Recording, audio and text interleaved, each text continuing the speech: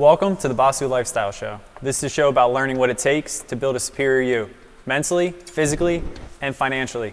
Today we're going to be filming at Range 129. This is at an Absecon in New Jersey, and we're joined by the owner, Will Wolfson. Will Wolfson, I'm going to have to read this off because it's pretty intense. He's considered a doctor. What? Wolfson. Wolfson? Oh, my bad. So we'll start over. He was offended when I said Wolfson. My bad. No, you're good. We both looked at the paper. Yeah. He has an MBA in entrepreneurship, a BS in finance and financial planning, a BA in Spanish, and an EDD in organizational leadership. You're also, like we said, the owner of Range 129. We're going to dig into how this whole business started, what it's like to build a business from the ground up, because from what I understand, this was just a plot of land. When you looked at it, it wasn't like it was a building that you transformed. This was a vision from the ground. From the start. All right, Tony, what do you want to add in? I've known you for 4 years now. We moved here right after you guys opened, and coming from a law enforcement background, normally you move somewhere, the first thing you look for is the gym you want to work out at, where you're going to shoot, and then good restaurants. Yeah. And then when my wife and I first came here, we walked into one, you and your family, all your staff welcoming. Two, probably one of the nicest, if not the nicest. I've shot all over the country. It's probably the nicest range, and I was telling you this before, I've ever been to, in both quality, cleanliness, and I mean, the pro shop is stocked. Yes. Yeah, this place is large. even during the nitty gritty part of COVID, when we couldn't find ammo and like guns were scarce, you guys always seemed to kind of find a way driving out of state to make sure that your people here were taken care of. Very true. Which was awesome. More to the point, I just think everybody that like I've talked to about this space, because I bring a lot of people here when I come with, or I say, hey, go shoot over there. They have nothing but nice things to say about you guys. And like when you build a community, everything else kind of follows. So that's why I wanted to say before. Very comfortable. This is the first range I've ever been to. This is the first place I purchased a gun from. And coming in here, it's you. Your mom was giving out cookies that day. There were $2 running around. Cookies and hugs. You just feel comfortable as soon as you come in, when you're already in a space where, as a new gun owner or shooter, you feel a little uncomfortable. Of course. So you guys are really welcoming, and I really liked that aspect of it. Thank you. I kind of, I mean, this is a very hard question to answer, probably a long one, which are the good ones. Why a shooting range, and why here, and what was the kind of, it's I want to hear everything about why. Sure. So really, it kind of just started off as a vision. I really didn't have any intentions of building a shooting range. I was pretty much prepped to do international finance at the start of school. And when I went up to a local range, one of the only ones in the community at the time, walked in there expecting to be taught the basics. My uncle was retired law enforcement, so he kind of taught us that to respect firearms, but never how to shoot them. So I walked in there with the expectations to kind of be run through the basics. Walked in there, their lackluster approach to safety really hit off to me, and I was disenchanted with the whole experience. Walked out of there with my cousin that day and wanted to make a change in the community. At the same time, I was working on my MBA, so I took entrepreneurship class. My teacher gave us the plan to do a theoretical business plan. And the local community, just because nothing's ever been built before, there's such a stigma around firearms that nobody ever understood. It's solely based in education. We're part of the nice service industry.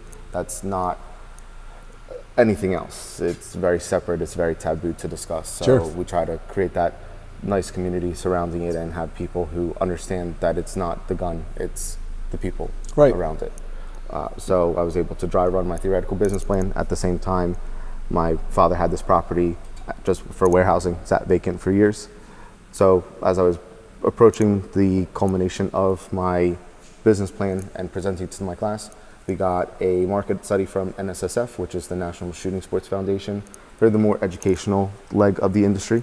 They did the study for you, or you requested them to do it? They do the study. They pretty much, you select a radius of how far you want them to go out, and they give you demographics. They give you all the information from how many people are in the community, how many are shooters, how many are hunters, how many don't engage in the sport as of yet. They tell you how much of a void you have in the local community. Did you have to pay for that, or they just do it? I had to pay for it, but it was definitely worthwhile because it showed. They fully told you that if there's money here, if there's a well to be tapped. Right.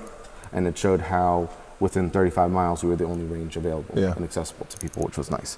Okay. So from there, that kind of greenlighted the whole thing. My father allowed me to go forward, take this property and get zoning approvals because we had to have it rezoned. Right. The night before I presented everything to my class, we went in front of the zoning board, got approved within 35 minutes, no opposition, unanimous vote. So amazing. like it was basically, like you said, like a presentation that you were giving, but it just kind of lit a fire. Like, you know what, this is actually a possibility. This is something I should This follow. is something. It was like a catalyst movement because before I was set up to just go do international finance, had no intentions of being customer facing, customer serving. So the genesis of you creating one of the nicest shooting ranges in the country was you went to a range that somebody didn't give a shit about. Exactly, and that pissed me off. So fuck reinventing the wheel. You just threw out the car about it, like started from scratch. Exactly. Yeah. So during the whole process, so you go there, so did you shoot that day? Did you buy a gun? I didn't buy a gun. I bought guns from there previously. I did shoot with my cousin. He kind of taught me the basics.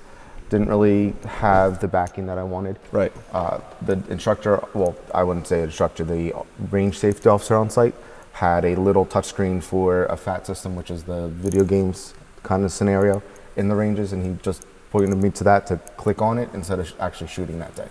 So So you did a sim round, not even a sim round. No. It literally was just a screen and you were playing like you were trying to, like duck hunt. yes, but not with an actual gun. Okay. So it was a really, it aggravated me a little bit because Not even a it's- tool in your hand. You're just using your finger. You're just using your finger. But they really, it was sad because my experience, there had to be more of that kind of experience for people who, at that point, when you're sitting in the range and you're dealing with a new experience, that it's going to shift somebody. So they're either going to take that experience and either never go again, or they're going to take that and say, screw it, and go somewhere else. And that's what happened. Your doctorate's in organizational leadership, right? Yes, it is. So now we started Basu with the intent for building a superior you in physical, financial, and mental. When we have people coming to us saying, we want to be a business owner, or we want to start a business X, Y, or Z, or they don't even know what they want to do, but they know that's what they want to do, what would be, and I know I'm jumping the gun here, but I just want to ask while it's fresh, what would be your best advice for somebody who says they want to get into being their own boss? Being your own boss. Because So people don't know the trials and tribulations that come with True. ownership. very true. The biggest thing I can say is screw the haters. Don't let anybody deter you. If you have the path, just find the right people that are going to help align with you. I think Did you have a lot of haters when you first started this endeavor? I did. Just because people thought of it as something was kind of left in my lap instead of them seeing the constant building process. They thought it was just everything came all at once. Plus, you're not one of them, so to speak, right? I mean, you're not really like a gun owner since you were a kid. You're not in some shooting clubs and all that. Right. You're just a guy who saw that this sucks Right. and we need to make this industry different. Right. Well, it was more so outside of the industry, in the industry, local community-wise. It's been very interesting to see how people have changed and the dramatic effects since saying that I wanted to build a training center for the shooting sports. And that's what this is. I mean, it's a training facility. People think gun clubs or shooting ranges are just places where you go to practice killing stuff. I don't hunt. I'm not a hunter. either. I love shooting. I started in Boy Scouts. I shot avidly through my career as in law enforcement, and I've been just a recreational shooter ever since. I've never once shot at an animal. Right. I'm not opposed to it. It's just not my bag. I like shooting at paper. Right. But like I feel like more the for stigma. Yeah, it's exactly. like a It's a sport or sport. something to master, or try and master. It's been the way that everything's been stigmatized. It's more so people think of it in the home defense, home protection scenario, or if something goes wrong. But in our sense, we want people to come in because it translates. You come in here, you target shoot. Yeah. It's more for sport. If the need for home protection ever comes up, you are well equipped to deal with that scenario, given the aspects and understanding that you need to be able to protect yourself. So how are you breaking that stigma that's been placed on you guys? Breaking the stigma comes with just making sure our team is friendly, our team is accommodating. Oh, you have that. People come in and they see that we're just not giving them that mentality where we don't want you here, because that's a big problem within the firearms industry in general.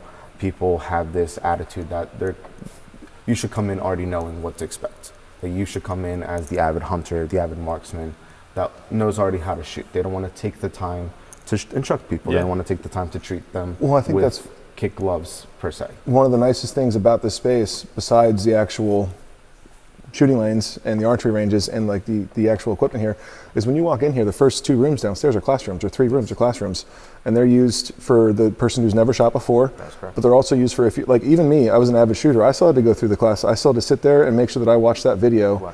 Yep. It's for safety. Safety's number one. That's pretty much what we have here. So how many people are you seeing that come through that have never shot before and are now taking, because you guys have pistol classes, you have holster classes, you guys have gun leagues, you have archery leagues? Archery leagues, we have pistol rifle leagues, we have advanced classes, tactical training, all that kind of stuff. How many people are new to all that?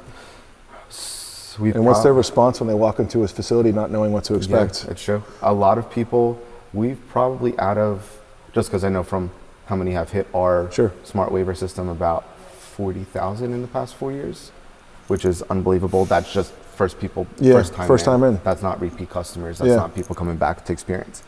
I would say roughly more so like 55%, if not 60 of those people are brand new. New to the sport. New to the sport, just completely. That's huge. New to the sports across both sides, firearms and archery. That's huge. And it's been amazing to see them just come in from when I did my study for my doctoral program. It was seeing what attracts people to the industry. So what was it that attracted them to the industry? It was the aspect of home protection, self-protection. Some people wanted it strictly for sport. It was a little weird at the time because it was at the tail end or the middle of COVID, all the different stuff that was going along with that, so that people had a heightened sense of the need for protection. For safety, yeah. Safety. Well, you guys are just teaching safe use. You're not teaching home defense courses, right? We're not teaching home defense. It's not about. It's just about how to use the firearm properly. If you're going to buy this weapon, you should learn how to use it, and we're going to teach you here. And the bigger issue, and that's true. The sad part was, especially during that whole time that we were in that weird space with COVID, people would come in and we wouldn't have the counters filled at all. But people would be like, I want that 357. We'd be like, can you please come back and shoot? Like, we'll sell it to you. We have no problem. But we would feel much better since you've never shot before. Come to our range, let us train you. Because if you're going to use it for anything. Well, there's no responsibility on you once they leave that door, right? You're just doing that because you give a shit. Right. We give it, exactly. We want them to be in the knowledge. That way they have everything at their fingertips at disposable. Yeah, no, it's absolutely the way it should be. So now going back to your dad said yes, switched. I no, went it's off, all good. But it's how So my brain works. who's your dad in all of this? Because I'm pretty. that'll be So helpful. there's 3 main owners. Okay. I'm the main owner, and then I'm working with my dad and my uncle. Okay. So we all it's a family business, which is really nice. I get to work with my sister and my mom every day. Pretty much my whole team has become my second family, more so like my first family, where we see each other more than 40 hours a week. We're constantly with each other, just hustling, grinding, making sure that this business functions perfectly. Now, your dad and uncle, did they have background in firearms? So they both were law enforcement. Okay. My uncle was the chief of our Margate, our local city, and my dad was law enforcement. He went into my mom's family business when they got married, which was land development. So when he was going through, I kind of made him quasi-retire. Hence having the space readily available. Yes. So towards the process of me building the range, I asked him, can I take the property, zone it out, see what's going on, see if I can get it approved. At that time, I kind of made him retire. I wanted him to work with me side by side because I got to see from theory to reality. I did all the theoretical background work with the business plan. It's not easy working with family, man. It's not easy without them. But it's good, but it's rewarding. It's rewarding. It's But he got to show me the practical side of getting the zoning approvals, digging, not digging, but getting everything marked out, getting everything prepped, finalized, working with contractors. Because it was my first build. Who designed the space? I did. Yeah. We worked with everything pretty much in the building was local except for the roof system, the ventilation system, and the targetry system. So when you first you have the space, now you're doing a range, you got your demographic study. Now, do you just make a list of all the things you have to do? Because there's obviously a ton of things you have to do. Oh, that's a fucking long list. There's a long... Because if you think about it as a project, you're like, oh my God, I'm overwhelmed. And that's like any business. So how do you have a doctorate in leadership and you're really educated in business. Was there a formula that basically they told you this is how you should do it? Nope. Pretty much everything. And I love education. I would be the first one to tell you I love education. I spent 10 years doing it. What they teach you in the class with the theoretical side does not apply to practical. And it does not even compare because the amount of just time, effort, the overwhelmingness of certain situations, not being able to technically see the entire picture all at once, it has been just, it's been fun. I think people look at it, when I say it's fun, they look at me like I'm crazy. But from building it out to meeting with the contractors to designing the space, we had to work constantly with ATF and state police to match their safety protocols as we were building, so we could get our licensing step in toe to open correctly. Just because, a lot of red tape. A lot of red tape. The industry in general is not very welcoming to newcomers. They have a very big block on, or a big hurdle that they want a lot of people to pass, which helps with barriers to entry, I think, in the industry, but it also creates this stigma where they don't want to help you. So you're on your own. You have to figure it out yourself. So from even doing the licensing aspects, working with ATF directly, instead of hiring lawyers, you have a one-on-one relationship with your contacts. You're able to ask them pretty much anything under the sun that they can help you with. Jersey's that weird microcosm of the states where state police supersedes ATF. So state government supersedes federal government in all of our licensing structures. So when we're going through the process of trying to get our licensing, it was talking with both of them in unison to make sure all of our doors met the proper So did you have a liaison that worked between both spaces, or are you the liaison asking? Okay, wow. I had to become the liaison for them. Are we one of the only states that state comes before federal? Yes. Wow, that's interesting. And that's how we were regulated, and that's how we've built the business, because you have to work within the confines of Jersey's laws. And while they are restrictive, there is some understanding of them, and we try to make it as fun as possible for people. But when it came to planning and executing everything, it kind of was just like step in toe. So it was pretty much it was the ventilation system and ranges first, because that's the biggest component of the build, where you met with the people who have access to that. They help you design that space. From there, I called them up and I said, hey, who do I use for retail? Because I've never done retail. It's never been my wheelhouse. I used to work at Starbucks in the summer in Margate, and at that point after I left, I thought I was never going to deal with customers again. But I decided to jump in feet first. So we got in contact with the company that actually unfortunately went out within the industry. They took the photo of the floor and they designed the counters as you see fit. The only thing that I changed on there, instead of going with their local crafters, I went with somebody local. That way, or they wanted to ship us out to Texas and have it shipped in. I went to somebody local to make sure that we're doing everything in the community base. So we want people to be reinvested in us. Plus, you don't want to wait for Texas if something happens. You can drive across the street and ask, "Hey, Fred, can you come over here and fix this real fast?" So they helped plot the floor, and of course, we've had major changes. If I've showed you pictures from when we first opened to now, it's completely night and day. Trial and error. You try something out there, you're like, I don't like this. Well, just trial and error, just aspects of things on the walls, how the building was laid out. A lot of stuff has changed and grown, which is nice. So along the way, you kind of had to be willing to swallow your ego and kind of ask questions of everyone, because you just didn't know.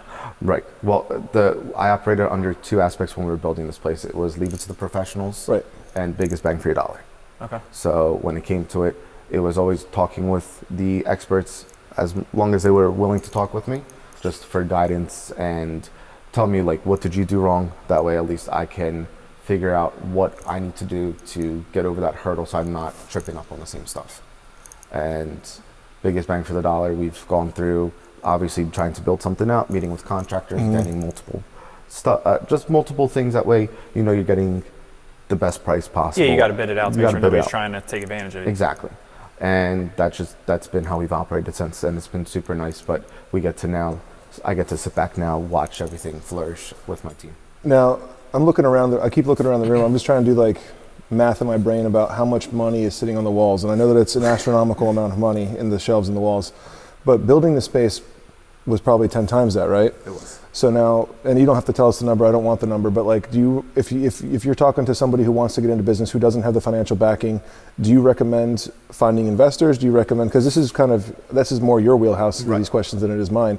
Do you recommend institutional investors? Do you recommend private investors, equity investors, or going out and get loans? Like, what would be the greatest avenue for somebody not to start a range, because I don't want to say go start a range, but like a business in general? Businesses. Yeah. Really, what it comes down to is what kind of business you're looking to get into.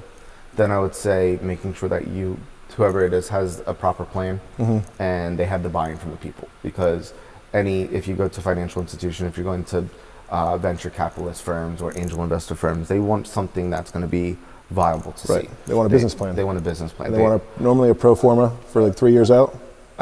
Yes, but at the same time, for new businesses, especially not cookie cutter, Right. you're not going to be able to have that. That's going to be voodoo math. A lot Right. of people are going to look at it and go, how are you getting these numbers? I've been there, and it's been a horrifying aspect to go through, because you're sitting there going, I just literally plotted. I'm assuming that I'm going to have sale of X and scale of Y. Right. So these are what the sales will be. Right. And they're looking, going, how did you calculate that? I'm like, Excel spreadsheet did. I didn't do anything like that. I plugged them in. I plugged them in. That's it. So I think the bigger thing has to be more so the buying, and that's going to be the aspect when it comes to any investor scenario. They want to be able to see that their investment is going to take shape, it's going to take off, and just be able to be viable at that point. Because having the cookie cutter business mentality sometimes doesn't necessarily work, or if you don't plot it correctly in the right space, it doesn't hold, or it doesn't get that community engagement that you want. And it's just about making sure that you believe in what you're going to do. So I guess it's just situational. You're not opposed to either avenue. It's just whatever fits that person for the best. Okay. Because sometimes you'll find more traditional loans won't really fit the business model, strictly because it could be industry, it could be business model, it could be the location of where you wanted to plot it. Other times, angel investors will come in and see that, I really like what you're doing, I want to help you. And that will be really cool. But you're walking that path, and especially somebody who is looking to just jump into it. Yeah, that's a give and a get. That's a give and a get relationship. I'm going to give you money, but I'm going to get a return. Do you want to give up equity, or what are you going to give up in return? Correct. And you have to have, I guess, a solid business plan up front. You can't go to them and say, I'm going to open a gun range. Right. You kind of have to have, like you said, your business plan, everything plotted out, the exact number, I guess, as close as you can. As close as you can. Which I'm sure you were way off. Well, it was way off. It was way off. But it was more so just because, especially here, you can plot numbers. It doesn't take flight. Again, it gets back to the idea that the theoretical versus practical. And just from this business aspect, opening, overhead costs, everything that comes with just running the business, team investments, that kind of stuff. You want to make sure that the numbers, they're not going to be just that fluid. You need to listen. Numbers when you're forming a business, as long as they're not negative on aspect. Sure. A break even is great for a business that's just starting, because you can always scale up from there. You learn what you do wrong, and you can fix those things. Right. As long or as you can put more time into. Exactly. You got to be willing to do the work. Did anyone within the industry help you, like locally or anything like that, or you just kind of had to figure it out on your own? Had to figure it out on my own. Well, you guys just had your 4-year anniversary like 2 weeks ago. My wife and I came with a baby. There were food trucks here. That's how you got us. Yes. But you had a lot of reps here. We did. Ton of reps, like more reps than I've seen. A few of them I've seen over the couple of years I've been shooting here. But you didn't have those relationships from day one, so you've formulated those over the past 4 years. Correct. But like you had like 10 different reps here. We do. Actually, the funny thing was we just shipped out our team, team holiday gifts to the reps. We went from last year having only 12 to this year we had 49. Yeah. Wow. It just exploded that much. So mine's in the mailbox. Yours is in the mailbox. What did that take to build? How would you build that relationship if you were a business owner? Tell someone else. It comes down to just having them come on site, talking with them, treating them. For us, it's treating them as their family. We want them to feel comfortable when they walk in here. That way, they can come in, they'll see what we're doing. If they have any comments, questions, concerns, they feel free and open to make that comment to us. I feel like you guys have that with your customers though too, because after I met you the first or second time, I mean, I bought a shit ton of guns from you guys, but like after meeting, even before I did though, we came on a Saturday, I signed up for your membership. I had like 15 cookies, and then the next time I came, your dad stopped the conversation and was like, yo, Tony. Your mom was like, Tony's here. And she ran over and hugged me. Your sister, Jen, same thing. You're like, what's up, Tony? I'm like, it's kind of like what we do for our gyms, right? Community is such an integral part of what we do, because if I showed up here and you guys were dicks, right, you wouldn't come back. I would never come back. Exactly. I would have been overpaying for firearms of lesser quality at a big box retailer. Right. Instead of coming to my local place where, one, you guys can build them now. Sure. You guys built a couple of my ARs. You built 2 of my platforms. It's just like, it just makes sense. You guys have become like that. My brain only works one way when I want to go shooting now, or when I want to go look for a new weapon. So how do you build that team and passion for work? Because it's hard, people finding employees. Well, every one of your employees, I mean, The majority of my team has been here, I would say 85% from day one, which is unheard of. Yeah. It did not come easy, I will tell you that, because initially we were working 84 hours a week. We had 52 team members. It was chaos. Trying to find the combination of, just because you're opening up. How did you float that payroll? It was difficult at that time. Because you guys were bootstrapped, or were you guys institutional, or what did you guys do? Bootstrapped. Yeah, that's a fuck ton of money. I'm just doing. Plus the inventory. I'm thinking about how many people we have to take care of in our gyms, and I'm like, oh, that's like 15 times what we have to do. It was a lot, especially being a new business in the community, trying to strike it while I would say while the iron's hot, but more so what we built now. Back then, it was just like having people come in. They came in with the stigma from any other range that they went to, so they walk in with that experience expecting to be treated like shit. They come in, they see us, and we're trying to treat them nicely, and then they'll kind of give you like that weird vibe, like I don't know if they're being sincere. Next time they come in, you slowly start to see them break down their walls towards you. Because they're not used to being treated well. Right, exactly. So when we first opened, it was more so finding people who could fit our model, our mold, and that was basically education, safety. We wanted people to be nice and friendly and welcoming. Trying to find those people was extremely difficult because a lot of people, we didn't want it to be so militaristic, but we didn't want it to be totally retail based. We wanted that nice mix between the two.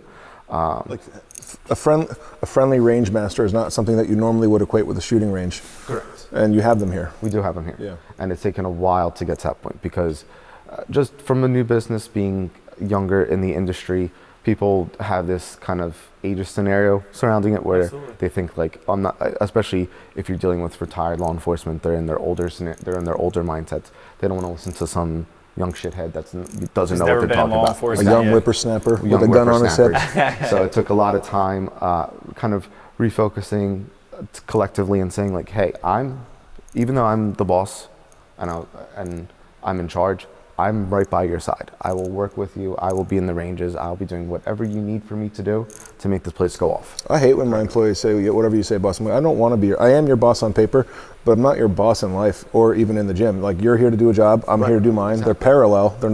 It's not overlapping you. I'm not paying attention to what you do. I have to trust that you're doing your job. Exactly. We've had this conversation with our last episode. It's you're the face of my business when I'm not here and when I am here. Exactly. And that's the biggest concern. That's the biggest thing for me. It's yes, I am the boss, but at the same time, I don't want to be up in the office looking down. You also can't do all their jobs at one time. No.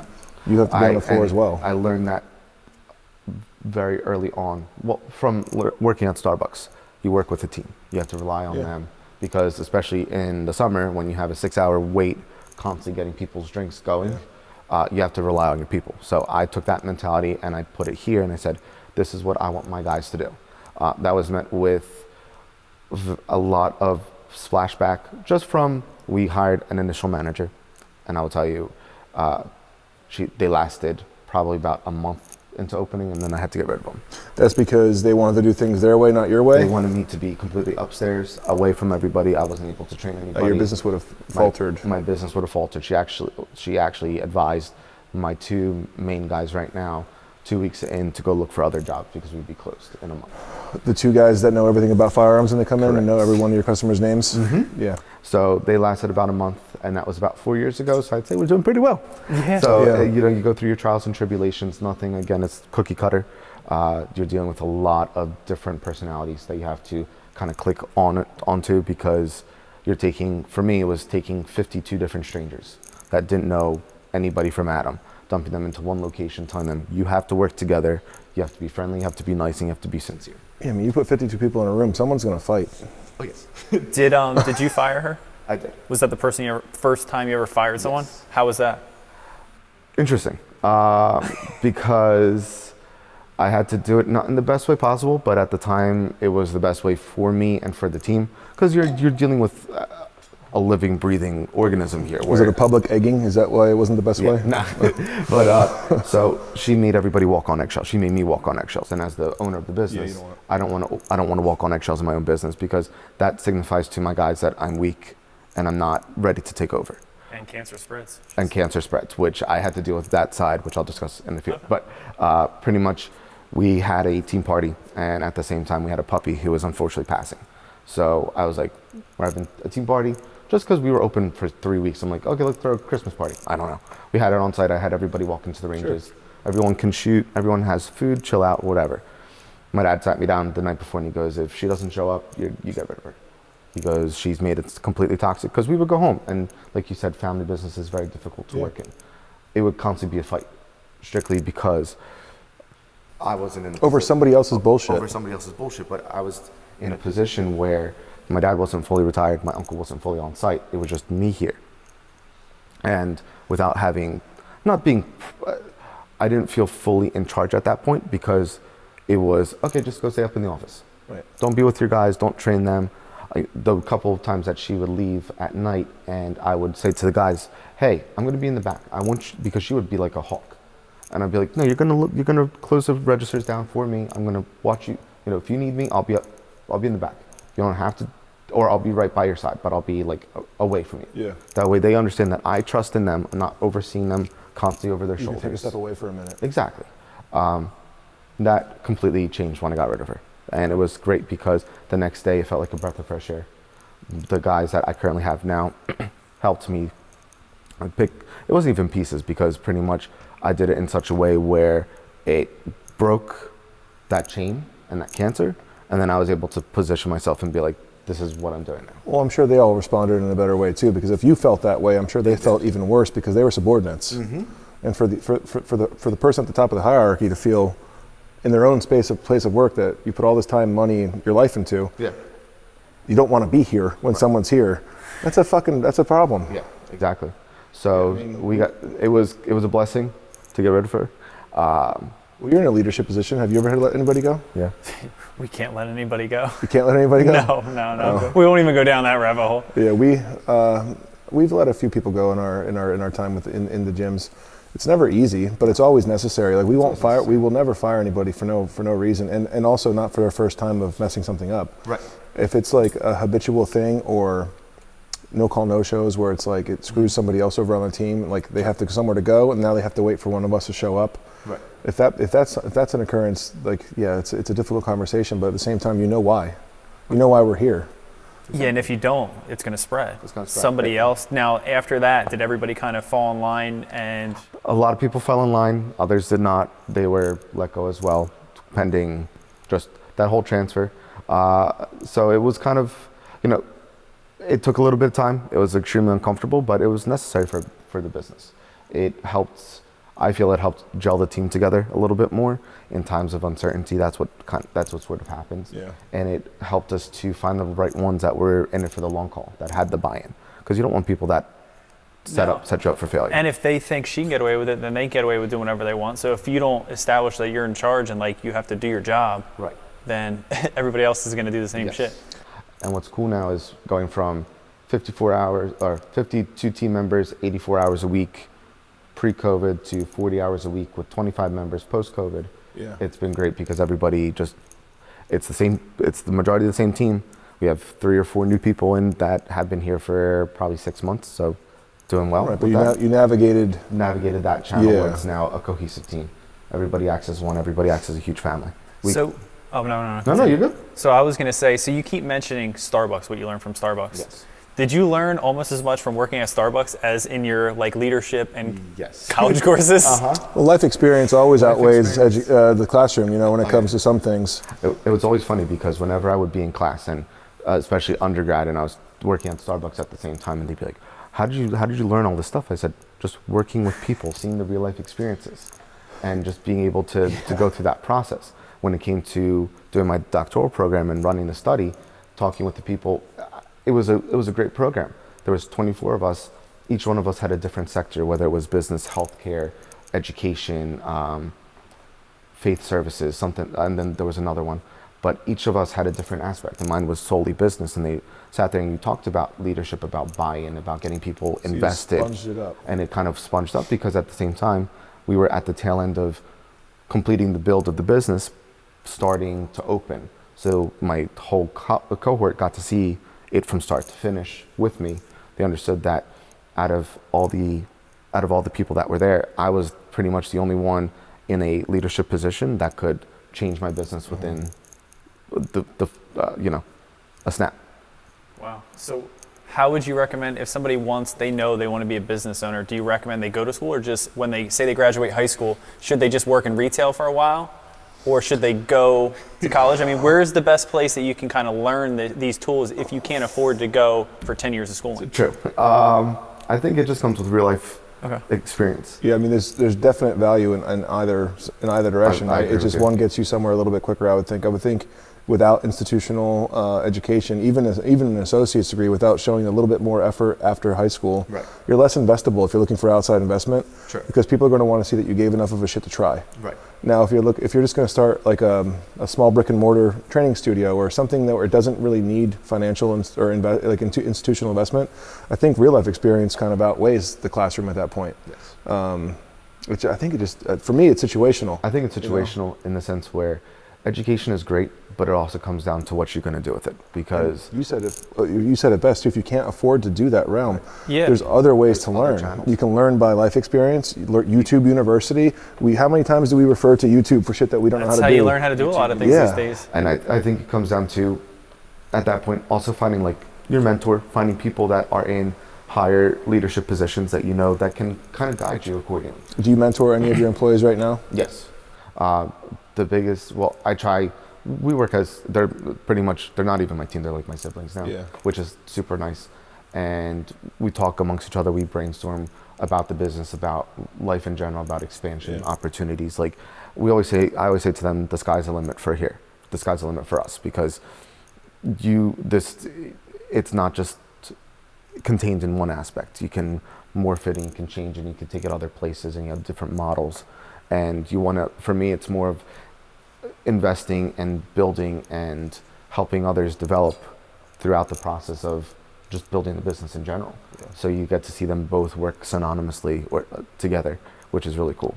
And when it comes to the aspect of somebody's looking to build a business, education's great. It depends on if you're going to go for like for instance, if you're doing marketing. My MBA was completely all in marketing because I maxed out finance and accounting undergrad. So I learned a lot about marketing strategies. But when you apply it to my industry, a lot of the social media channels and platforms block us because of I firearms. didn't even think about that. So it comes down to somebody comes in, and we've had this experience where we'll have marketing companies come in and ask us, hey, I can help you reach 15,000 followers. I'm like, great. Do you understand that we've already been down this road? I understand. Yeah, I can't do X, Y, or Z. I can't do X, Y, or Z. They're like, no, we can. I'm like, no, you can't. But if you want to try, you can try.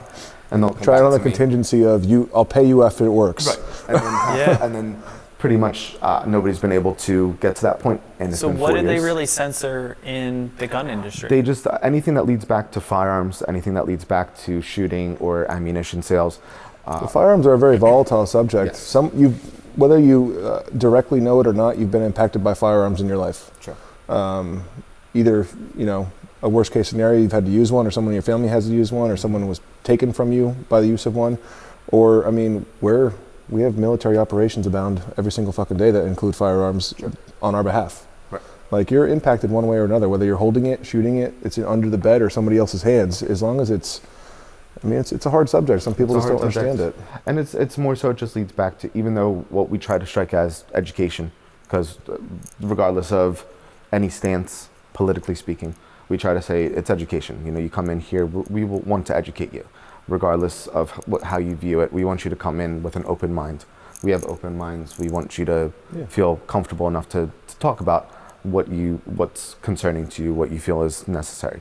So when it relates back to social media channels, a lot of the time, and the industry's advised us of this, but we've seen it in our own respect, where they just won't. We can post, and that's great. We've amassed, I would say, a big following under the aspects that you can't boost posts and do that kind of stuff. So You can still post. You can still post on Instagram. You just can't promote it with monetary enforcement. Correct. So Exactly. you and it's can't. less likely to go viral, so to speak. Correct. So you're reliant on your actual core followers. We're reliant on our core followers, on our just the repeat customers that come in, the ones that just love what we do. Do you guys have a YouTube channel? We do not have a YouTube channel. We're looking at doing one. With just instructional shit. That would fucking. That's the biggest thing, I think. More instructional when it comes to the just training aspects on both for archery and for firearms. Yeah, picking out all of that would Some definitely be. picking out the gun. Really, what we want people to do is we're one of the only industries that you have to come in and look at the stuff, and you have to actually touch it because tangible. you can't go. You can look at it online. You can ship it in. Doesn't mean you're gonna like it in your hands. Yeah. We have the rentals on site so people can actually test fire stuff and see how they like it. I had a question about, so this state, New Jersey, that we're in, has been forever one of the strictest gun states in the country, right? But this past year, we've seen kind of a flux where you're now, or past 6 months, it's been you're now able to get a concealed carry permit. Correct. And I know you guys do CCP classes here, Yes. and you guys do holster classes and all that fun stuff, and you just recently became like registered notaries to be able to help with that process, right? So why do all of those, like why not, what forced you to do all those things or allow that to be part of what you guys are doing now? Was there a massive demand? Was it taking too long if they weren't coming to you and going through those courses? So the weird part was the way that it was rolled out. We already had the training classes ready to go. We pretty much only held them on Saturdays. So we had basic handgun, basic holster. You had the advanced classes, tactical training. When permit to carry actually came out in Jersey, which nobody ever thought. If I told you when we first opened it that Yeah, I wouldn't permit to have I carry, almost didn't buy guns when I moved to the state because I was like, it was so restricted. as former law enforcement, I normally always carried, and I'm like, what's the point if I'm in Jersey. So, but it's actually now a permit to carry. So it can be open, it can be concealed, shoulder, holster, appendix, however you want, once you get the permit. But the process is they reverted back to paper. So it's a paper application, mental health form, photographs, all that kind of stuff. You have training component, which is where we come in. So we already had our basic handgun, basic holster class just on Saturdays. It morphed us to now house those classes 4 or 5 times a week. Yeah. And how many classes do you have to take to be able to get the permit? So the permit to carry, for us it's 3. So it's handgun, basic holster, and the final qualification. So it morphed, it kind of, for us, it just emboldened us to the frequency of our training classes, where we were able to present it so people could come in quickly, get everything through. When it first was rolled out, the way the state worked it, they didn't give us a full rundown of how they wanted make it easy. So they pretty much, again, we're dealing with the uncertainty of building it out ourselves, nobody telling us what to do. So we just kind of went back to our basics, went back to our roots, built out built out that model with the intent that people could go through our training classes, get the nice cert, use that as their full application to take to the police department to get their permit to carry. Now, when people fail, because it's inevitable that they fail, they have to start from scratch with you guys again, or they get private? They can pay for private training. Pay for private training. We actually just instituted a carry. A carry practice round as well. So they're not paying for the full qualification class with the. So they can they can pre-test. They can pre-test. It's like a practice test. Practice test. And that's just everything has been give and take. Everything's been morphing, which is nice because it was just out of the clear blue. Within 24 hours, our laws went from uber restrictive to less than Texas. Nobody knew. And you're sitting there going, okay. And as a range, as the training facility, we wanted to present that as a viable aspect for our customers. We had to talk with local PDs because everybody was kind of left in the dark. Yeah. That's how they wanted to work it. You also didn't want them showing up being like, hey, we're not ready for this yet, close it down. Right. Well, we actually did talk with a couple of our contacts, state police-wise, and we said, what do you want us to do? What are the aspects that you want us to accomplish? Because again, we heard things where people were shooting 10 rounds at 12 yards and getting past. We were making people go through a bunch of training classes because for us, it comes back to viability and liability because we want people to be trained and have the understanding of what they're going to do because they're carrying it. Enters a different realm. And you feel somewhat responsible if something happens. Exactly. And what it comes down to now is people are actually getting the permits to carry, which is super nice. And we just have them, once they get past that point, they can come in and do advanced classes. They can do more tactical training. Do they sign up for this online? Do they come in and sign up? Or what's the best way if somebody's interested in? Best way is to go online. Okay. If they have any questions, they always call in the store. Okay. That's an interesting option that a lot of people didn't know about. And if they did, they were scared to be like, well, who do I talk to? So now they can contact you guys at Range 129 and take it straight through the process. And what's been nice is before permit to carry, there's the whole process of getting your firearms ID card, which is your way to purchase in Jersey. nobody in Jersey ever wanted to take the time to run down or to have a rundown of what they needed to do, because if you weren't part of a law enforcement family, you didn't have access to the stuff, or you didn't know. And you had to call up the PD, and the PDs would always be like, they didn't want you to. they don't want you to. I mean, that process took a while. It's it. Unless you're in like a municipality where, They were free and open. and there weren't 1,000 applications at one time. Right. I mean, it took me like 6 months to get my car, at least 6 months to get my card after moving here. But it was crazy because we were able to build out part of our website, part of our business is to help people secure the firearms ID cards, to walk them through that process, just because nobody else wanted to. So people come to us for training, they come to us for that aspect, and then it leads back to just purchasing and repeat customers and getting them in here. You're kind of awesome. the leaders in the field of like, hey, come to us. We'll help you through whatever process. Yep. If you're a beginner, you want to learn how to shoot. If you want to get your Exactly. concealed carry, no matter what it is, Yep. we'll help you along the way. I mean, I've been, like I said before, I've been to a ton of ranges. They're not built around customer service. They're built around, what are you shooting? 9mm. Here's a fucking box of ammo. Pick your targets. We'll see you in 15 or 30 minutes whenever you're done. And then you go to the range. I like people. I spend like 20 to 30 minutes out here before I go shoot, and I'll shoot in there for 30 to 40 minutes, and I'll come out here and spend another 20 or 30 talking to people, touching all the guns. Even with one, probably. Even with one if I'm allowed. But like, it's a different way of doing it. It is. It's a better way of doing it, because the way before, obviously, you started this because it wasn't working. It wasn't working. And I have found that there's other people, not in the state, but other places in the U.S.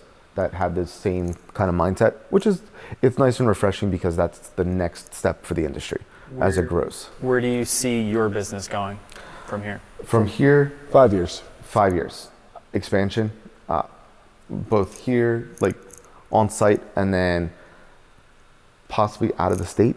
I think we've been able to secure and amass a bigger following in Southern Jersey, that trying to build something out west or up north Where it's denser populace. Yeah, Yeah. It wouldn't be as Daunting. exactly. So more so in other states with similar restrictive laws, because that's what we know and that's what we kind of thrive off of. Just given the current state, I wanted to build more about indoor training, so that way it keeps people inside inside in the sense where you're not going out and shooting in 35-degree weather or 105. Right. So wherever that may be, but on site here, we have plans to expand, and we've already been in talks with getting more property around site, and just You talked to me about it. I'm not going to say what it's for, but It's all good. yeah, it's beautiful. I love the idea. Yes. You'll find out soon enough. exactly. Okay. What are some of the major values and principles that you live by and kind of run your business by?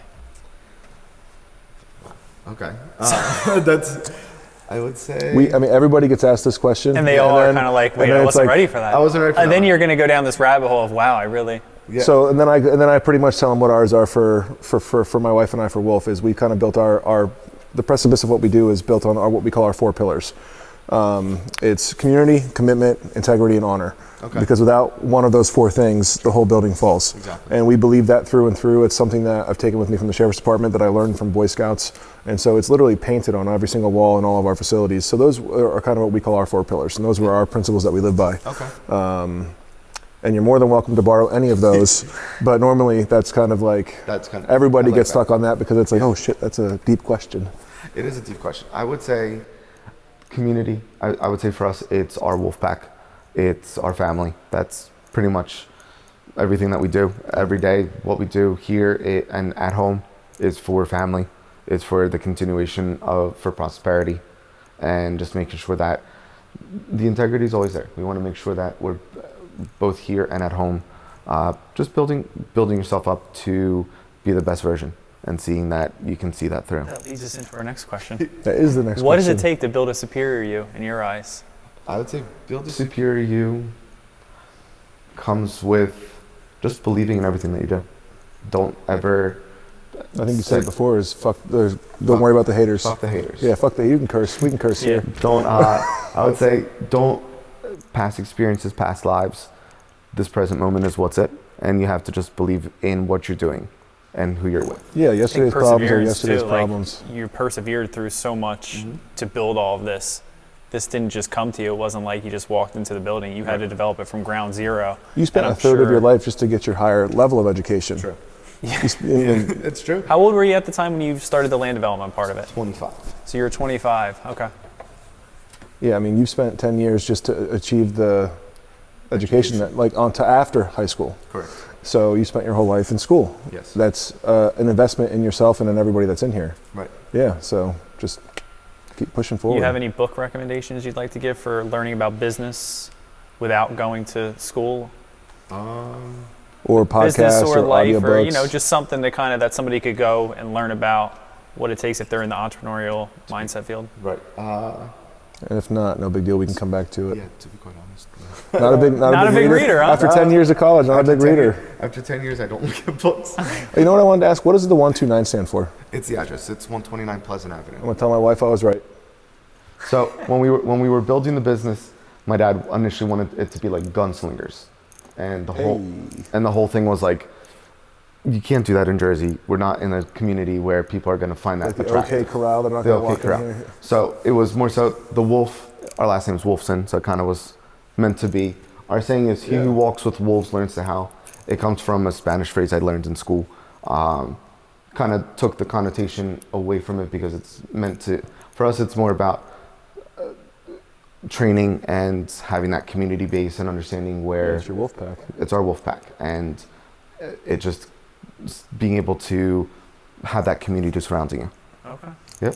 Before you want to shoot, we're gonna get some footage of the space so everybody can see how beautiful this place is. We'll throw some lead down range, but how can people find you guys? Give us all your socials. Sure. Socials are website's range129.com. Social media, Instagram is range129 LLC.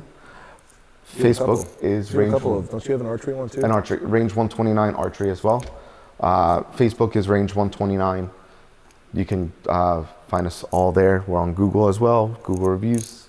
Awesome. Call you or come in to have a seat? Call our phone number 609-380-2557. Come on in, stop in if you're nap seeking or All right, around we're us. about to see you on the range in a minute. Yep. Thanks, guys. Thank you.